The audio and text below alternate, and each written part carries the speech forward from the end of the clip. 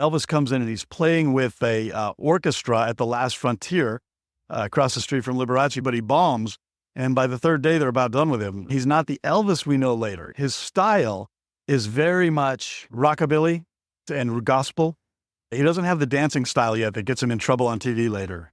He doesn't have the costuming at all yet when he first comes to Vegas. Colonel Tom Parker asked Liberace to come to the show and critique it. And he sat in the audience, watched the show, came to see them afterwards, and the famous quote was, "The act needs more glitz, kid." Evel Knievel inspired millions of us with his courage and perseverance. We're building a museum so you can relive those memories and be reinvigorated with that spirit of bravery. My name is Evel Knievel. I'm a professional daredevil. Along the way, we meet people involved in the life, the times, and the legacy of the King of Daredevils. Here with their stories is your host, Joe Friday. Hey, greetings from the Liberace Garage. This is Jonathan. He's the director. Hello. I've never been here before, but Welcome. yeah, thank you. It's really nice of you. It's good to have the Evel Knievel representative in the house. We're in front of Liberace's ultra-patriotic car here. Yes. This is the 52 Rolls-Royce Silver Dawn that he used in his 1976 bicentennial show. And then later he used it in his show celebrating the 100th anniversary of the Statue of Liberty also. So yeah, great patriotic paint job on there that he had to get permission for from Rolls-Royce, actually, which is typical. You have to get permission from Rolls-Royce to change the paint job? That's the general, if you want to keep a good relationship with Rolls-Royce, yes. Yeah. And so he did. Did they give him the car? No, he bought the car. He didn't buy it new in 52. He bought it in the 1970s and painted it. It was originally green, and he painted it red, white, and blue. How did you become acquainted with the Liberace Museum? I became acquainted with it because I grew up in Las Vegas. Same way I became acquainted with Evel Knievel. He grew up in Las Vegas. You're going to know these two guys. So he was always so prolific, even when I was a kid. And Did your parents take you to Liberace shows? No. Or Evel Knievel? Nope, neither one. Just television all the time. You'd see them all on television all the time. And both on the news as well as on advertisements for whatever shows or promotions were going on for whatever they were doing constantly. Yeah. Yeah, Liberace created the Las Vegas show that we think of today, that we see today. That's accurate, yes. Whether it's Celine or Adele or probably even Garth Brooks. And I think just about all of those people will tell you. The Las Vegas Weekly in 20 even said that virtually all of modern showmanship is traceable to or through Liberace, because there's so many techniques he creates that work so well that everybody, of course, uses them. Yeah, one of them on the television show I was surprised to see is the Dancing Waters. Yeah, it's fun to tell people the fountains at Bellagio were started behind Liberace on stage at the Las Vegas Hilton. That's where it generated from. Yeah, that's no joke. It's not an exaggeration to say that. They look like the Bellagio fountain. It is the same mechanism. It's the same motion. And it is the same company that built both. Yeah. I mean, that one, he says on the show that it's a person backstage that's pulling levers on it like the Wizard of Oz. Yeah, originally it was. He had what was like a water DJ who would manipulate the fountains to go with whatever he was playing and knew what he was going to play. But they advanced it so that it would go automatically to the music. And so that was also during his tenure with the Dancing Waters show. We also give him a lot of credit for bling. Yeah. For panaz, for whatever he's... Bling, what they call it now, is really something he invented, and I think he elevated it to glitz, where it's the whole overall feeling of that sort of over-the-top fashion and luxury for the fun of it. It's definitely a Liberace product. And it became part of the Vegas show. And did he have showgirls in his shows too? He did. In fact, he was the first to take showgirls on stage in Las Vegas. Back in the 1940s, yeah. Are you telling me there weren't shows with just showgirls? Liberace brought them to Las Vegas? That's right. Showgirls, in the way you think of them in Las Vegas, really begin in Las Vegas right at the beginning of the 1950s, and especially takes off in 1959, and that's because of the French production shows. The French production shows are the reason why Las Vegas had topless showgirls that were mainstream shows all up and down the Strip, and no other city in the country had that going on. And those shows all came from France. They were licensed to play here. So you had Casino de Paris beginning in 1963, Lido de Paris, Folie Bergère, Crazy Girls, all came from Paris. That's where the showgirls really become a big part of the Las Vegas Strip. And the first ones on stage are with Liberace in the 1940s at the Last Frontier Hotel. Where was the Frontier Hotel? Last Frontier was where it is right now, an empty lot right next to the Fashion Show Mall and right across the street from the Wynn. So it was originally the Last Frontier, then later it became the New Frontier, and then it was the Frontier. Okay. It went from last to new to just Frontier, to just the lot. Showgirls he brought. Yeah. And then he brought a presence to himself, to the performer himself. Yeah.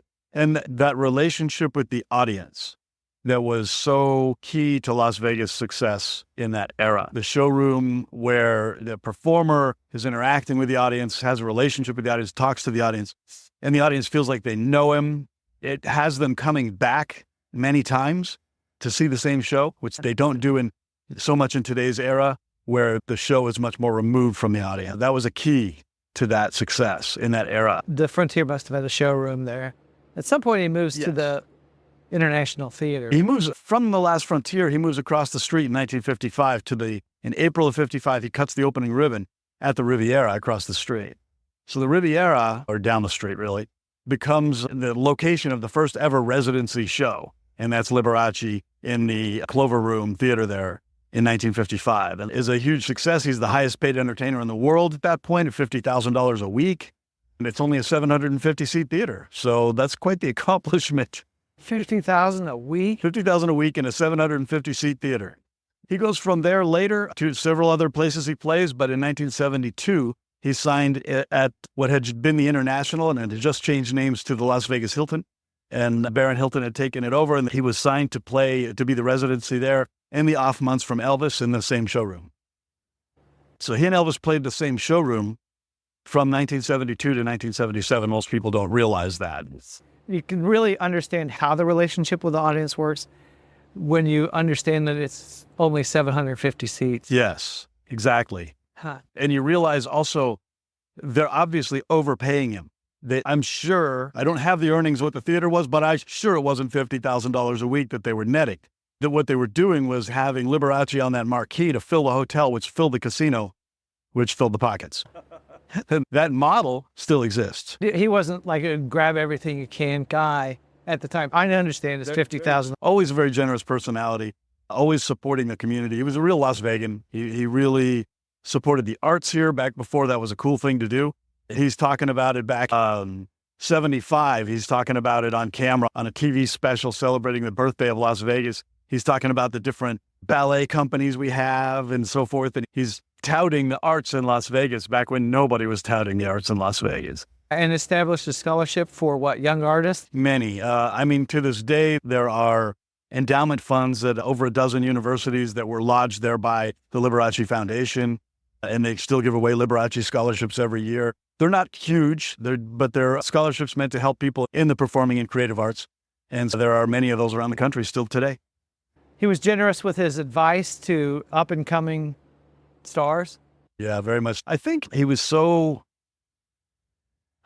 so much experience in what it takes to practice like that, to be so completely immersed in years and years of practice.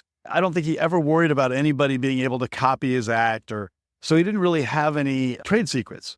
He would happily tell anybody how he did what he did and know that it wouldn't be something that would hurt his ability to continue doing it. He was very confident that way. And a lot of people over the years have told me the things that he did to help them, including Siegfried and Roy. In fact, they were friends of Liberace, of course.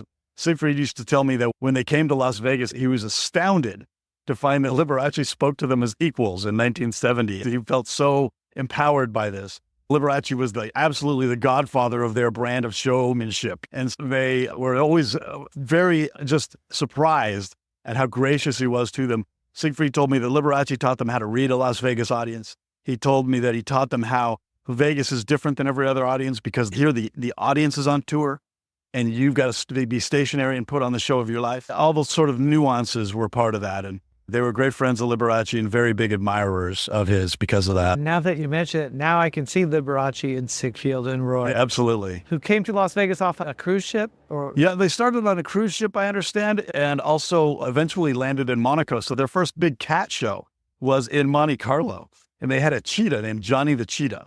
Johnny the Cheetah smelled the kitchen in the Summer Sporting, which is the showroom there in Monte Carlo, and ran off through the audience, which caused a huge commotion, but it was also a huge hit. They were a huge hit. So they were a big hit in Monte Carlo, and they also were signed and realized that Las Vegas was the place to go. And soon after, they were here. That was 1967. They're here in 1970. isn't that how the show ended also? Ended, how do you mean? With a loose cat? Oh, more or less. Something similar, but they always had loose cats. Cat was always loose. They always had, when I saw their show back in the early 80s, there was a giant tiger on a shelf above my head. There was always cats in this showroom. About Liberace's influences, in specific, did he take under his wing? There were a lot of proteges that he actually took under his wing that were musicians, pianists, guys like Jamie Redfern in Australia, lots of people who became performers. Most famous of them, Siegfried and Roy, he gave advice to. I wouldn't say it was so much he took them under his wing, but he certainly gave advice to them that they appreciated, and I was told that directly by Siegfried. Under his wing, I would say the most famous of those was Barbra Streisand. In 1961, he sees her singing in a bar in the West Village, and ultimately she's recruited in 1962 to play the opening act, to be the opening act for Liberace's show in Las Vegas. And she played that till 1964, I believe. By that time, it was quite a hit, and was recruited from there to play the starring role in Funny Girl. There was a lot between opening up for Liberace and becoming quite a hit. In 62, when she comes here, her show is not taking off, so to speak. The opening of the show is not a hit, and they make a few adjustments. Liberace winds up doing the opening number and then introducing her, so the crowd realizes that she's something he's recommending, not just somebody who happens to be there. 1973, he said, I had to sell her on the value of glamour. Uh-huh. And she obviously picks it up because she's quite glamorous by 1964 in Las Vegas. In the show, she looks fantastic, and she's glammed up, and they're doing a great show, and it's a big success. But she evolves in Las Vegas for sure. I think Las Vegas had a big impact on her. And Las Vegas, if you're going to talk about the Las Vegas Strip, the personification of the Las Vegas Strip, in my book, is always going to be Liberace. But he is the reason Las Vegas looks like Las Vegas. There are a lot of other influences, including Evel Knievel, who was a huge influence when I was a kid here. If you're not going to do his voice? No, I'm not doing Liberace. Okay, I'm doing it then. Don't be offended. Cover your ears. He said of Barbra Streisand, I had to get her out of those miserable tablecloths and into some proper fae. No, you didn't say that. Who said it? No, the one who said, tell her to stop wearing tablecloths Yes. was Mr. Blackwell. He was the sartorial critic in the LA Times and other places, and he was sort of Joan Rivers before Joan Rivers. He's the one who said, tell her to stop wearing tablecloths. Did she do that? Ultimately, yeah, she dressed it up.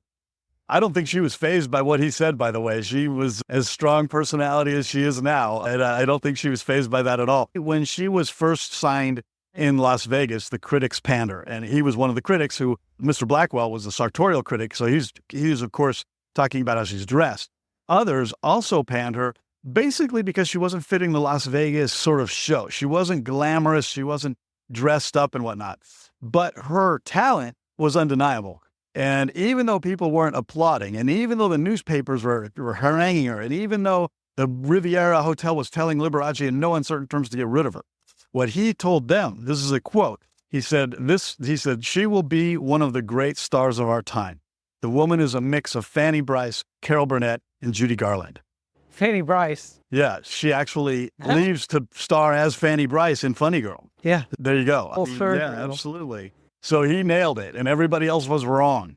And when he first signed her to the show was through his manager, Seymour Heller. Seymour was not convinced about her. He said, she's not stage ready. And Lee said, she can learn all of that. He said, but her pipes, meaning her voice, and her comedic timing are dead on. So he knew that when he saw it, right? And so he knew that was going to work. And sure enough, he was right. She did have all this. She was that combination, especially in those early days. We give Colonel Tom Parker a lot of credit for doing similar things to Elvis, maybe. But I don't think it really clicked until Liberace went to go see a young rock and roll hayseed Elvis. You mean What advice did he have for him? 56, yeah. So in 56, a lot of people think Elvis ended up in Las Vegas in the 70s. He didn't. He planned his career around Las Vegas, and it's obvious when you look at the history. And he's very smart about it. The Colonel, of course, is a very calculated guy who understands a lot about the business and how to get things done, as everybody knows, whether good or bad. The Elvis, though, also was wise beyond his years, I think, in determining what was going to be popular. And he comes to Vegas in 1956. He's 21 years old. He tried to come earlier. In fact, as soon as he signed the Colonel, which was only about 6 months before that, they tried to come to Vegas, but he was only 20 years old. He couldn't even check into a hotel room on his own. The town didn't want him yet. And so they postponed that. And the Colonel books him for 6 months later or so in Las Vegas in April of 56. And Elvis comes in and he's playing with a orchestra at the Last Frontier across the street from Liberace by that time at Riviera. And Elvis comes in and he's got a 13-day gig, but he bombs. And by the third day, they're about done with him. And the reason he bombs, though, is not, people think of the Elvis that we know later. It's not that show at all. And he's not the Elvis we know later. He's very young. He's 21-year-old rock and roller out of the South, right? Yeah. So his style is very much rockabilly and gospel. He's got Heartbreak Hotel, but he doesn't have Hound Dog yet. He doesn't have the dancing style yet that gets him in trouble on TV later. He doesn't have quite the vocal style that he gets later. He doesn't have the costuming at all yet. It's very much those two-tone suits that he would wear and this sort of thing when he first comes to Vegas. The Colonel Tom Parker asked Liberace to come to the show and critique it. And he sat in the audience, watched the show, came to see them afterwards, and the famous quote was, "The act needs more glitz, kid." Elvis 21, Liberace 36 at the time, hit it off. And Elvis came to Liberace's show, and they did some interaction there on the stage. And so they did a bunch of photo ops together and this sort of thing. And they became friendly, and they knew each other for many years after this. And they were neighbors in Palm Springs for a while as well. There's on display in Graceland, there's a dune buggy, a glossy, black, shiny, glamorous-looking dune buggy that Elvis owned that he bought from Liberace. And so that was in Palm Springs when everybody was driving dune buggies. One time, Liberace had Elvis and a few other people over for dinner, and Liberace had bought this black dune buggy, and he hung a chandelier in it, of course, and had it all glossed up for the street. And Elvis saw it and loved it, and he bought it and took the chandelier out. But otherwise, it's the same. Yeah, funny stuff. But Elvis comes to Vegas at that point, and Liberace, that's the main advice he gives him. But he picks up a lot of other advice in Las Vegas from guys like Freddie Bell and the Bell Boys, and from Roy Hamilton Sr., the R&B singer, who had sung at the Moulin Rouge, which had just closed down, and picks up the dancing from Freddie Bell and the Bell Boys, as well as some other technique. And yeah, you showed me some video. It looked just like Elvis. Yes, he dances like Elvis before Elvis. And Elvis saw him at the Sahara Hotel and also asked Freddie if he could record the song that Freddie was singing. Elvis knew the song, but he knew a different version of it, and Freddie had rewritten the lyrics, and it was Hound Dog. The original version was sung by Big Mama Thornton in Tennessee, and Elvis had heard that version. That was written for a woman to sing, different lyrics, and it was really raunchy, so it was hard to put on a record. But Freddie had rewritten it, so these benign lyrics that we know now that Elvis sung. Elvis asked him if he could record it. Freddie said yes. Elvis recorded it, sold millions of copies, and 3 months later, that's the song he's opening with everywhere. It's also 3 months later when he goes on the Milton Berle show, where Elvis starts dancing the way we know him to dance. And he picks that up from Freddie in Las Vegas, and he does it first time he does, next time he's on television. And it causes a commotion, everybody goes crazy. And then he goes on from there to the Ed Sullivan show, and they're like, don't film him below the waist. And so that all comes from Las Vegas. So Elvis learned a lot in Las Vegas, a good amount from Liberace, but also from others. In 1956, the other thing that I think people don't realize he picked up here, the Colonel picked up, was that the reason Liberace was such a hit was that he already had a national audience. National, not just a few states, not just one area, not just one genre of music. Mm-hmm. And so this national audience was coming in because he had been on television. So even people who weren't so much big fans of the music might come to the show just because they know the guy. So they'd see him before they even come to town. They know he's playing here, and they're coming straight from the airport into his show. So the Colonel's realizing that this is because he's got a national audience. So he realizes he's got to make sure Elvis gets a national audience right away. Doesn't do it with television, but right after he leaves Las Vegas, he accepts his first movie role. Over the next 13 years, he makes 22 movies, becomes really a matinee idol, and takes that audience back with him into Vegas in 1969 with a vengeance, man, into the International Hotel. I love that. Had you not showed me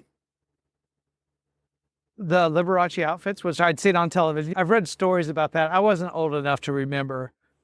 But he's the first guy that's looking into the camera and winks. Yes. Yeah. And home audiences are semi-freaked out because they think they can see him through the television. Yeah, so there's a phenomenon that happens there. Liberace is the first major star to look into the camera, crossing that third wall, I think they called it at the time. Everybody told you, don't look at the camera when you're on television. That was the technique. It was, you don't look at the camera, and that makes the audience feel like they're getting to watch you from a special place, and this kind of a mentality. And Liberace had carefully watched other performers on television, and he knew of one named Korla Pandit. And Korla Pandit was an organ player, supposedly a Punjabi Indian organ player in Los Angeles, and he would play these haunting tunes on the organ. And he wore this turban with a diamond hanging off of it, and he looked very dreamy-eyed, and he'd look into the camera, and women would swoon, and it was just a phenomenal thing. And he was a big hit. And he had gone on he went on vacation, actually, when Liberace was getting on television, and he copied that technique of looking into the camera. And he definitely knew Korla Pandit was the one doing this, and he definitely copied that technique from Korla. Korla was not nearly as big a star. This was a technique Liberace picked up from somebody else and did it himself, and then the wink is all his. And that just was absolutely a phenomenon. There's even cartoons written about this, like in newspapers, where there's a guy sitting on a couch with his feet up and his t-shirt watching television, and his wife is coming downstairs, and she's all dolled up with earrings on and everything, and she says, "Get dressed, Liberace's going to be on in 5 minutes." I've had many people tell me that their grandmother always got dressed because she knew it wasn't the case, but she felt like he could see her. Nobody gets dressed on airplanes anymore. Nobody gets anymore. Exactly. What's wrong with this world? So it was a fun era, right? Yeah, that was a whole phenomenon he caused then.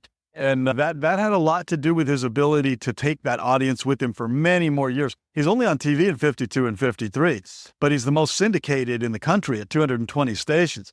Virtually every TV in the country in 1952 and 53 had Liberace on it.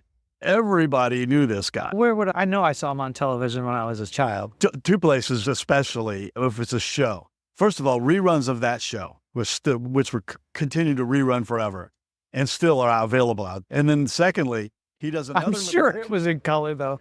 I'm sure I saw Liberace in color. Yeah, if it's in color, it's the English show. So there was a Liberace show in London, and it went for 6 months. And that's the one where he comes out of the door and he sits at the piano. He's always got a guest. It's in color. He's in these great costumes. It's more of a intimate setting where he's at a piano. There's a studio audience, but you don't see them, and it's a smaller setting. There's a lot of comedy with it also, which was a variety show. But it always starts with a musical number by him, and he's always in an elaborate costume. And classic Liberace. Those are really popular cuts from that show. Our audience in Great Britain is younger because that show was in the 60s. His show in the U.S. was in the early 50s. So it was a different audience. Coming through the collections here and at Thriller Villa and other places, it's about 25% Britons coming right off the plane to see Liberace. And they're more my generation or early Generation X than the baby boomers, which is what otherwise would come. His original fan base in America is long gone. They'd be 140 now. So it's all new now. It's all, he's got quite the following among millennials and even Gen Z, people in tune to pop culture and the genesis of a lot of the things that are well known in pop culture that come from Liberace. Has a very trademark style that's a lot of glitz. But when I would see him on television, it looks like he's wearing a Victorian outfit with ruffles on the sleeves, ruffles down the front, a big bow tie, a vest, a jacket on top of that. But when you showed me how that works, that's not 1,000 buttons. That's one zipper. Yeah. Yeah, usually that's the case. And also jumpsuits with quick releases in the back. And he would change costumes so fast. You still see people remark about this. He could change so quickly. And it's partly because they invented in his costuming some of the techniques that they still use today for quick changing like that. And people often thought, even though he would sometimes change live on TV, go backstage and come back out, and they thought it was special effects, even though it wasn't, because how quickly he could do it. And the costumes were designed for it. Yeah. So, yeah, we still have those costumes on exhibit. Well, I loved them. They were so incredible, so ornate. But that's what really brought home. This is Elvis. This is Liberace, who influenced Elvis. Liberace influences, of course, a lot of people in costuming. And there's influences on Liberace. I can tell you early on, he was influenced by Gorgeous George, the wrestler. Gorgeous George is recognized as the first pop culture icon, and he was the heel in wrestling that everybody loved to hate. Yeah. So Gorgeous George would show up, he'd be in a floor-length cape with rings on every finger, and he'd have his hair all pressed and curled back, and he dyed blonde. He'd have a big, huge macho dude. He'd wear a pink robe with feathers on it and stuff, and he'd come strutting in all haughty, and he'd have an assistant in front of him spraying perfume because it stinks in here, just snobbing it up. And the crowd loved to hate him. And that fashion idea of his with the floor-length capes especially, Liberace picked up on, and so did James Brown. The earliest floor-length cape of Liberace we have, and it's 1956. And that's the red, white, and blue one like this. Speaking of red, white, and blue, Evel Knievel's got quite a story about how he secured his contract at Caesar's Palace. Mm-hmm. It's a series of prank phone calls to Jay Sarno. That's excellent. Yeah, he calls up and says, "This is Evel Knievel. I want to jump your fountains." And Sarno says, "Never heard of you, kid." Hangs up. So Evel starts to call as if he is somebody. "Hi, it's John Williams from ABC's Wide World of Sports. I understand this Evel Knievel kid's going to jump your fountains. What time does that start?" "Never heard of it." Click. "Hi, it's Tammy Smith from Sports Illustrated. My boss wants me to come there and take pictures of Evel Knievel jumping on what time is that?" Yeah. Once Evel secured the spot, he understands this is not a dirt track. This is not where they're going to see you jump between the heats and the main event. This is Caesar's Palace. It's the real deal. And as Liberace would have probably told him, put some glitz on it. Yeah. So he has a special suit made, red, white, and blue at that point. Before that, it was not. Yeah, I remember it. And that was absolutely the biggest thing going on. You know, you didn't hear about anything else at the time. It was absolutely huge. And that whole technique that he employs there to get that done is so showmanship. It so mirrors so many stories of Liberace and other stars that I know who were promoting themselves in the early days like that. And just incredible work. Just having the audacity to, okay, I'm just going to call this guy up and I'll be so, and I think it's the press and we'll just get this going. It's just incredible. And it absolutely worked for him. I remember all sorts of stunts that Evel Knievel was talking about doing in Las Vegas in those days. And if he wasn't doing it, he was planning one and talking about it. And just the conversations would be just crazy. It would just be fever pitch on all the news stations and the radios, and everybody would be talking about it. It was the ultimate showman outside of the showroom. Just so my people know, without Liberace, there's no cape. Right.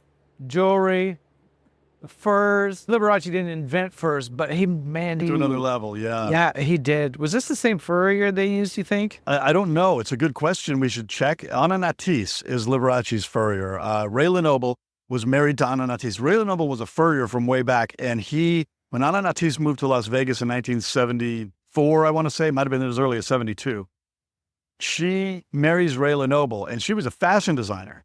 Ray quickly realizes she's even better than he is at fur. She manipulates fur like nobody's business, and she creates these works of art, and everybody's got to have it. So Ray, who was a very smooth, very slick salesman and promoter, changes gears and builds her brand instead. So sometimes you get the labels that are Ray Lenoble and Anna Natisse throughout so if you see those labels, you know that's who he's working with.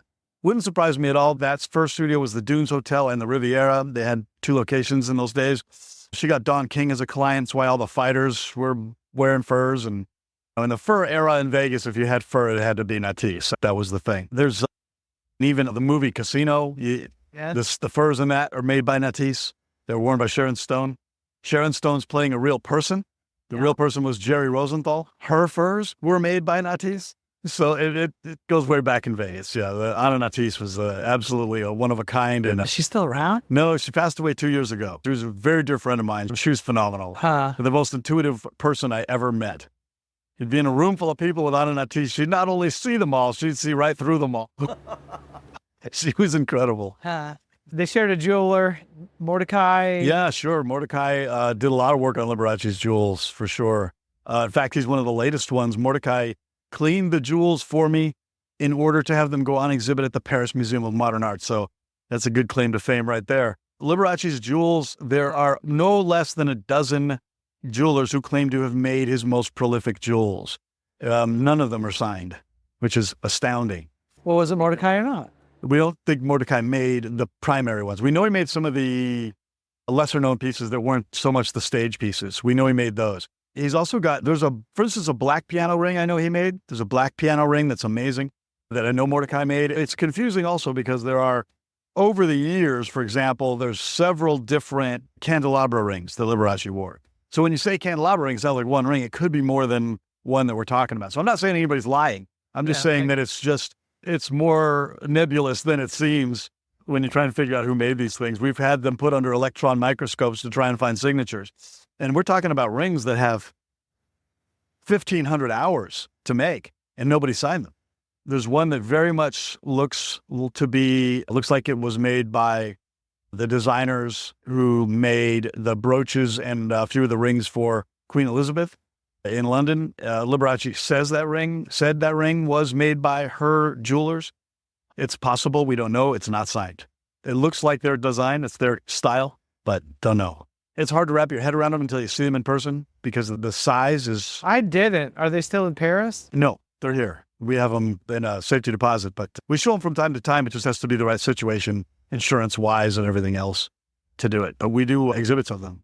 And the other thing is, I think one of the things also that where I also notice there's comparison between Liberace and Evel Knievel is in Vegas, when these guys are not performing, they were dapper as can be. It wasn't Liberace in capes on the street. He just dressed really nice when he's out and about. And so did Evel Knievel. I think people miss that a lot of the time because they're so distracted with everything else. But this guy was a dapper dude, man. Evel Knievel. He'd get dressed. You can't beat it when it comes to the collar. If you like your collar out to here. Collar out here, but no, even earlier on, there's some phenomenal photos. I was like, people, they were really noticed. I think Evel Knievel was a dapper dude, man. He liked to get dressed. So true. So true. We're building a new museum, or we're bringing our Evel Knievel museum from Kansas to Las Vegas. And so when we say we're moving, it's not like a U-Haul and a bunch of cardboard boxes. Yeah, it's a little bigger than that. We're refurbishing a building, and ancient, not ancient. If I call it ancient, it'd make you feel old because you might remember the Mission Linen in operation. It hasn't been in probably 20 or 30 years. Right. What is that? Is it linens for hotels? Yeah, it was linens for hotels, exactly. Yeah, where they tablecloths. Yep, sheets. tablecloths, napkins, sheets, Gotcha. towels, all that. Yep. I'm just trying to give people an understanding that it's not going to close Friday and open Saturday. So we'll be closed down for a while. We Build it up. build And a bigger space, isn't it? Yeah, much bigger. So you're going to double the size. Yeah. Plus, it's got a pizza place attached, and a Mothership Coffee's going to be there. And the pizza place is by Brandon Powers, who invented Evil Pie. Okay, yeah. But his new place is called Heavy Metal Pizza. Yeah, it'll be good. And you got room to do some great exhibits and interactive stuff, don't you? Yeah, we'll have a virtual reality jump where you, Jones, can strap on a Oh, man. VR I'll goggles freak people out. and sit on a real XR 750 motorcycle like Evel Knievel used, all painted out. And then wind blows in your face when you as you accelerate, backs off when you're not, or, when you're turning a corner That's great. left and right. Yeah. And you get to experience what it feels like with a big rumbling platform to jump over 17 police cars. Awesome. Love it. Anyway, we're moving, and I was just amazed that you showed me your collection. This collection is at the Hollywood Car Museum. Yeah, we're sitting in the Hollywood Cars Museum. This is the section we call Liberace Garage. And this space is donated to us by the Hollywood Cars Museum. They partnered with us a long time ago, 2016 really, to do this. And they've been a wonderful partner for the Liberace Foundation. We wouldn't have been able to bring the cars into the public without them. And there's such a phenomenal thing to see. The Liberace's cars are an extension of his costumes, as were Evel Knievel's motorcycles. And so they were on stage. These are primarily stage cars. He would arrive on stage in a car driven by a chauffeur, of course, and there you have it. Yeah, but it was it felt like a secret invitation to come see Liberace's collection. During Liberace's lifetime, he had a museum. Yes. Yeah, so the Liberace Museum was open in Las Vegas beginning in 1979. Yeah. And prior to that, he had the collection viewable at different places, primarily at his home in the Hollywood Hills at one point. They made him close that down. Too many people started showing up. Because it's a residential neighborhood and there was not parking. Exactly. And so he eventually he also had an interior design company in Los Angeles, and he had his really over the top antiques there. But it was an antique shop and he didn't want to sell anything. So he would put sold signs on everything, but he would just go see it. Basically a museum. In 79, he finally opens a legitimate museum in Las Vegas, and it's the Liberace Museum, and it remained open until 2010, actually, in that location. Blew my mind. So it's not an old dusty trinkets where you're going to find a gremlin cage. Right. No, nothing like that. It's the real deal. It's Chopin's piano. Yeah, it's the real deal. We have 18 Gershwin's pianos, piano. 8 of his stage cars, 18 pianos, probably 36 chandeliers, another probably 28 candelabras, about 100 costumes and capes, the Liberace jewels, his Emmys, his just hundreds of words of appreciation from all sorts of places he raised money for. Yeah. All of that sort of thing. Own treasures. He has in his collection, he has silver that was owned by Valentino. He has crystal that was owned by Napoleon. He has china that was owned by John F. Kennedy, all within Liberace's collection. So it's things with its own provenance even before. He used to say, I don't really own these, I'm just taking care of them. So it's a tremendous collection. And as far as show business goes, especially when you include the historic documents in the show business collection, it's one of the largest, longest time-spanning, and most important show business collections in the world. So it's a phenomenal collection, and it's impossible to show it all in one place. Created, it's about 15,000 cubic feet. Exhibited, it's the ground floor of the Smithsonian. Especially because of documents, if you were to really show everything you've got, you really get into this huge exhibit, and it's just mind-blowing when people see it. Because it speaks to that influence of Liberace over those years. He's got a long career that spans a lot of different eras and has a lot of different seasons of its own that he goes through. And a lot of stars go through those seasons. There's all of this influence through that time span that you see picked up by others as you go through it. And to be honest, I only learned a lot of that because of these stars who come and see his collection and tell me that they were influenced this way. Or they'll see one of our historic photos here that they're in, and they'll tell me about what was happening in the photo. Dionne Warwick was one of those who told me the story of one of our photos here. So it's incredible what happens. And there's so many people still around who were involved with Liberace when he was performing. You still get a lot of people who can tell stories. So we record them as fast as we can. We get the stories as much as we can. People are like, yeah, I know it's the same way with Evel Knievel, right? You got to grab all those people while you can. we got to get this museum open. Ow. Now's better than tomorrow. And then, but the guy's like, when he sets up that jumping the fountains, that's an incredible story. And that's great. That's just a phenomenal thing. And there's going to be people around who were there then that you can interview. You'll find them. They'll come to your museum in Las Vegas, and you'll find them, and they'll tell you the stories. You put the word out, they'll show up. His last idea was also a big Vegas deal. What was that? He proposed to jump out of an airplane into a haystack. I remember this. One of 13 haystacks. Yes, and you'd bet on which one he was going to land in? Yeah, had his spleen removed so he could jump out of an airplane. I don't know what that has to do with it. I remember that. Yeah. I remember that, yes. I remember my brother explaining to me why he had his spleen removed. Like, could you do anything for more to get everybody watching you? Yeah, I don't think Vegas, I don't think the authorities were too crazy about him jumping out of an airplane into a haystack. Yeah. Oh, man. Was that after the Snake River? Yes, it was the final straw. That was the last, It the was last just- straw, as it were, Yeah, as it were. so to speak. That was I remember that one, though. I remember that. Yeah, just, he's going to put a bunch of haystacks in a big lot, and you'd bet on which one he lands in. Oh, my God. Yeah. I'm so glad that you mentioned how and why it's not on display, because it's just too massive to be on display. There's no way you could afford to rent the Smithsonian. Yeah, and also what we want to do is, like any museum that's personality driven, you want to tell that story with those artifacts, right? With the artifacts we have, we can tell that story probably 7 or 8 times in different locations. It doesn't serve well the legacy to have it all in one place. You can have multiple locations. We have exhibits right now. There's one in Spokane, Washington, celebrating the 50th anniversary of the World's Fair there because Liberace played it. There's various different places across the country, but we played the Met Gala and the Metropolitan Museum of Art in New York. We played the Paris Museum of Modern Art. We played the Wick in Fort Lauderdale with a amazing costume exhibit there for 6 months.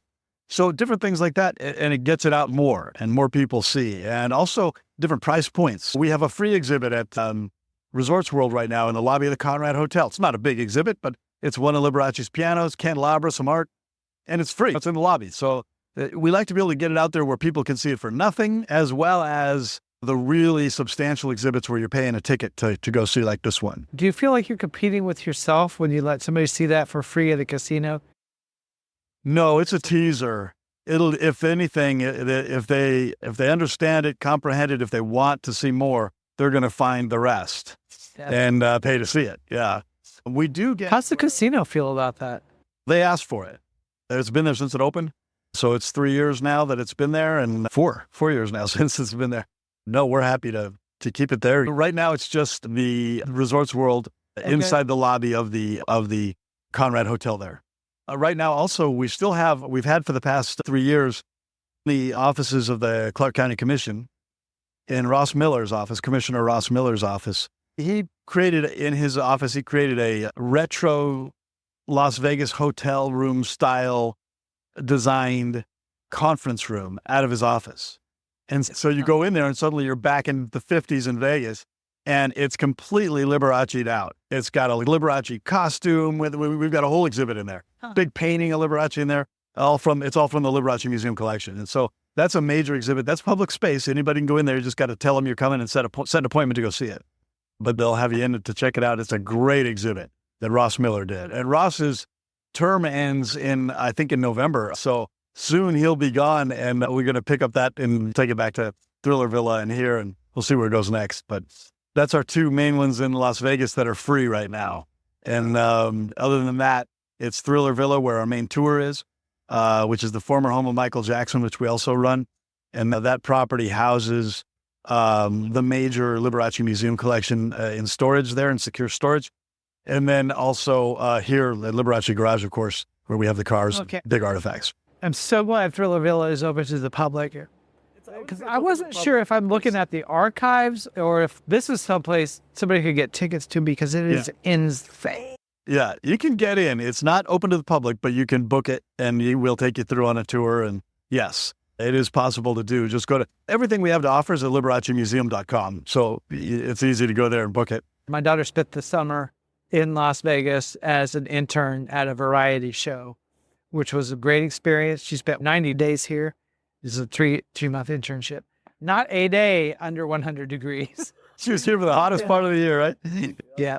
But one of our highlights was going through Thriller Villa with you. That was a blast. She was raised on piano, so yeah, she may have seen some of her music has Bizet's name on it, but she doesn't know Bizet music. And Gershwin's piano, it's like Liberace's collection, not a collection of Liberace stuff. Yeah. But the portrait, portrait. Over the fireplace, a portrait that maybe Liberace commissioned It was commissioned by the John Oswego Nugget in Reno. Okay, good. I'm so glad. I was worried about his ego was that big. Yeah, 1978 they had that done. And it hung there until they closed in, I believe, 2007. And Nugget, yeah. Nugget in Reno? Yeah. My wife worked there. Yeah, that's the spot. Yeah. Yeah. Huh. So that painting came from their lobby to the Liberace Foundation then, yeah. So it's a great piece. It's on the hearth in Thriller Villa now, yeah. Over the fireplace. Just so many memories. I know it's not like the most valuable thing, but the just photograph of him at WrestleMania 1. Yeah, WrestleMania 1. He had a lot of appearances in wrestling shows over the years, beginning probably around 1959, 1960. And he's in a lot of the advertisements for wrestling shows. He would interview people. He'd be a subject they'd interview. Just showman on site. Yeah. I was just telling a person today I'm going to go record a podcast about Evel Knievel. And he was too young to remember. He doesn't know Evel Knievel. You know Knievel? And I said, he's a daredevil. He jumps over stuff. Oh, I remember. Is it like wrestling? I said, it shares a fan base, yeah. Yeah, it does share a fan base. Yeah, and that's the term that people have forgotten is daredevil. I think that these guys nowadays, when people have these successes, they create a show or an attraction that they calculate very well. They know is going to be a hit, and there's no doubt about it. Yeah. And they know they're going to pull it off because they do all this incredible calculations ahead of time that they did not have in that era. And so there isn't a daredevil anymore. There's performers now. But in those days, he's hitting the ramp doing, 60-something miles an hour. I don't know how fast, but fast. Wondering if he's going to make the other side, and it feels about right. That's exactly right. He did not have a speedometer, but he had an assistant stand there and go, looks about right, you're good to go. There you go. We'll just eyeball it. It'll be fine. It's not as if there wasn't such a thing as physics. 1960 was there and available. There just wasn't anybody doing this for this kind of thing. And there was so much of that sort of thing in showmanship in general, where it was just like, let's swing at it and see if it works. And you have hits and misses. But the daredevil concept just really, I think, personified that in that era. Because daredevils they just drew all the attention. They'd take all the oxygen out of the room when the news was on. It just had to be, everybody was going to see if this actually happened. The people, and no matter what happened, everybody was going to say, I always knew he'd make it, or I always knew he wouldn't. No matter what. That's true. Yeah, they did. They did. They do that with all the stars, too. I always knew they'd make it, or I always knew they wouldn't. That was the nature of the But there was no way. Some of those things he'd walk away from, and I'm like, how do you drop a mile to the bottom of a canyon and live? Exactly. Or get up from those heinous wrecks and walk away. Oh, you watch some of those in slow motion. It's, oh, no, I can't even watch that. I can just feel it. Every week, I'm watching the same things over, and it's way old news now. Like, I've been watching the same video for 7 years, and every Saturday, I'm like, oh, God, you watch it. I can't watch this anymore. Exactly. That was crazy. You have a collection that's on display that was underwritten by Liberace at $50,000 a week, and now you don't have $50,000. Underwritten at more than that, actually. By the time he opens his museum, he's making a lot more than that. I don't think people know, but his biggest paydays were not even back then, even in inflation-adjusted dollars. By 1981, he's making tens of millions of dollars in a year for less than half the year of work.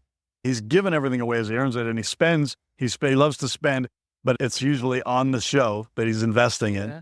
And so we don't have what he left. The museum was relatively small because it held its own. It was able to sell tickets like mad, and people wanted to come, and he kicked it off and showed up, and people were there to see him too. And of course, it was a big hit. It was always in the top 10 attractions when it was open. It went flying off a cliff in the recession of 2008. So by 2013, it was totally out of money, and it had closed, and he's gone too. There was this whole point where it had just about had completely gone scattered to the wind. And we managed to keep that from happening. But yeah, with no endowment. There's no endowment. What are you going to do, right? You got to give me 5 on that because ours did scatter to the winds and we had to collect them. Oh, man, that's difficult. Yeah. Is there anything missing? Is there a holy grail out there? Elvis took off his tiger belt, threw it out in the crowd. Nobody knows where it is. Wow. See, that's something to crowdsource because somebody's going to know. Yeah. And then Evel's got, where's his Caesar's Palace motorcycle?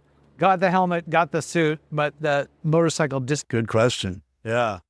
So the Holy Grail for us, not anything that we don't already have. We do have just about every important artifact of Liberace's. There's some out there that are fantastic that we don't own. But most of those I learned about because I met the collectors. And I just went, wow, what an incredible piece. I'll give you an example. There's a great piano ring that's silver and turquoise, owned by a collector here in Las Vegas named John Altimus, who's a good friend of ours. And the piece is a sterling silver ring.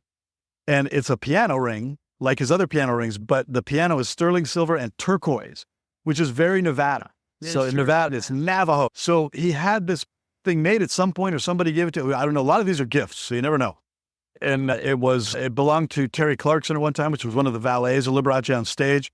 And he gave it to John Altimus. And Altimus has this piece, and I'm like, that's just a phenomenal piece. It's such a Nevada, Las Vegas Liberace piece. It says it all in that one piece. So I told him I want to show that the next time we do the jewels, and we will. So I wouldn't say it's a holy grail for us because Liberace, we're fortunate that he put all of this together and kept it together. He sets it up as an institution with the goal being to provide support to the performing and creative arts, and that it would earn income to do that. And it still does. We're getting back there. We're getting up there. It'll take a while to get back to that. But it did for many years do that because he kept it all together like that. It put it all in an institution and then made sure it was professionally run as much as he could. It was never perfect. It was always controversial. It did go bankrupt at one point, but it's still together. It's still together.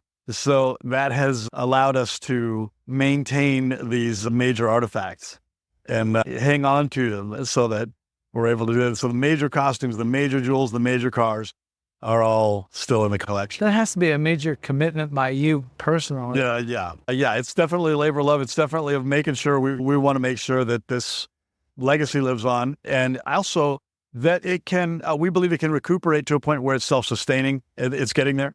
And then to the point where it's constantly on an ongoing basis providing support to the performing arts. And it'll do that ultimately in a self-sustaining way through licensing primarily. You guys have done well with licensing. I keep seeing Evel Knievel popping up in licensing. And I recognize it when I see it. When I see the motorcycle toy, I'm like, that's brilliant. And great use is great setup. You had it, right? Yeah, of course. Are you kidding? I even had a red, white, and blue mini bike. Now that you mention it. 3.5 horsepower, Briggs and Stratton. My parents are gone now, so I can say, yes, I did jump it. No shocks on this thing. Yeah. Oh, man. But that era was really something else. Yeah. Where do you see your collection in 5 years? I would say more refinement of the same kind of a use, continuing to improve the spaces we occupy and obtain more spaces that are even more conducive to the kinds of exhibits we'd really like to put on. It's hard to exhibit costumes and jewels, for example, because of environmental concerns. So we keep them at Thriller Villa.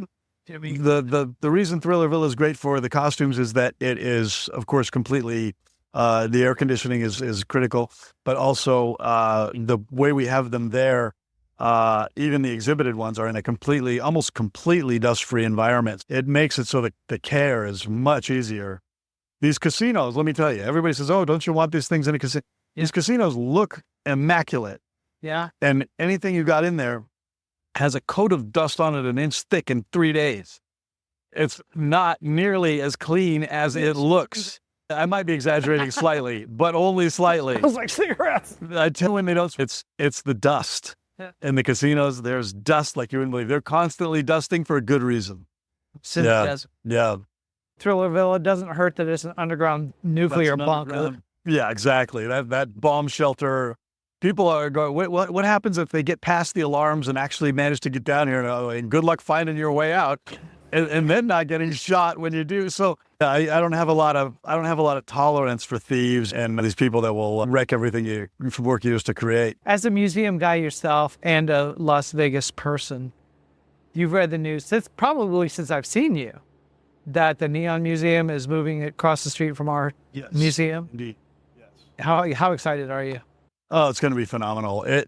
Honestly, I think the leadership there knows what they're doing. I think the rendering that went out there is probably less than accurate compared to what they will end up doing. I think they really know their market. Hang on, what do you mean? What do you mean it's less than that? Well, I think that was a computer generated, of course, rendering of a building that's not quite there yet. And I think when they actually have finalized it all, I think it'll be even better. Oh, even better. So it's not like the menu where you're like, oh man, the avocado burger looks great. It looks so good in the picture. What is this? No, I think that was more of an idea piece, but the actual is even better, I believe. And it's going to be, it's vintage Vegas signs lit up, 10 stories in the air. But you could put those, whether they're inside, outside, up on top or down on, they're all phenomenal. Yeah. But they're going to have enough room to really, I would suspect that they're going to have enough room to really elaborate on each of those properties and the stars that put them on the map and the whole genre that goes with, for example, the Moulin Rouge sign, which was the first integrated hotel casino in Las Vegas before it was legal to integrate.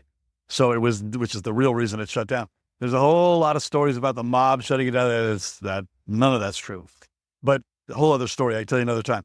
But the Rouge was that first of its kind, and it's a phenomenal story. And there's other properties too. Every property is a story, and they've got the signage that's so iconic of those properties that are no longer there. So where better to tell a bit of that story? And I think now they'll have the space to do that. I hope they do.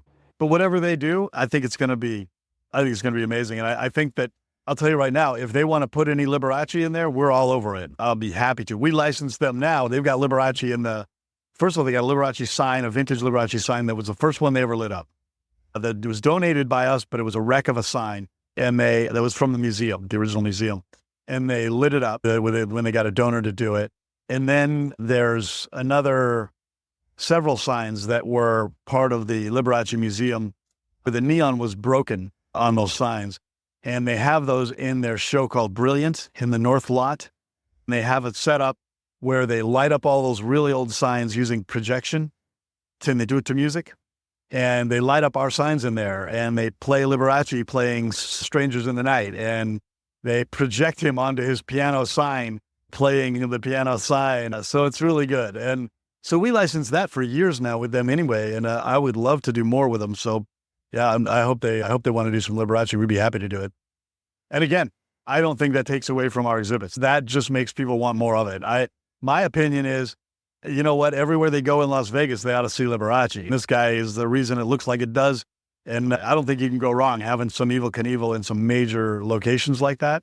And give them a taste of this stuff and have them go, oh my God. And this is when? 19 what? They'd be astounded. People don't know. People just don't know. And you combine that with the licensing you guys are doing with the toy and everything like that. This is great stuff. Yeah. Great stuff. I'm in town for the souvenir convention. That's a good one. So grateful for you for sharing. Thanks for coming to Liberace Garage. It's been a real treat to meet you. Yeah, likewise. It's going to be fun. It's going to be fun when you got this museum open too. We're going to have a good time. Oh! Okay. Thank you. Excellent. And for my friend there, happy landing. All right. If you enjoyed this episode, please subscribe. It's our mission to preserve and present the legacy of Evel Knievel. So if you have an idea for an episode or a guest, or have a suggestion to improve our show, just drop us a line at joe@thrill.show. I just think the Evel Knievel way. We leave you with the encouraging words from the book of Deuteronomy.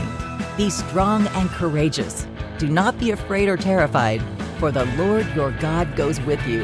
He will never leave you or forsake you.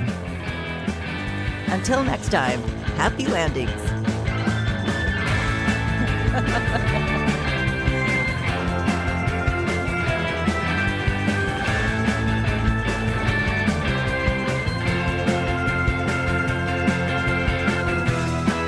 like the fly in the seat of your pants. This is where you belong.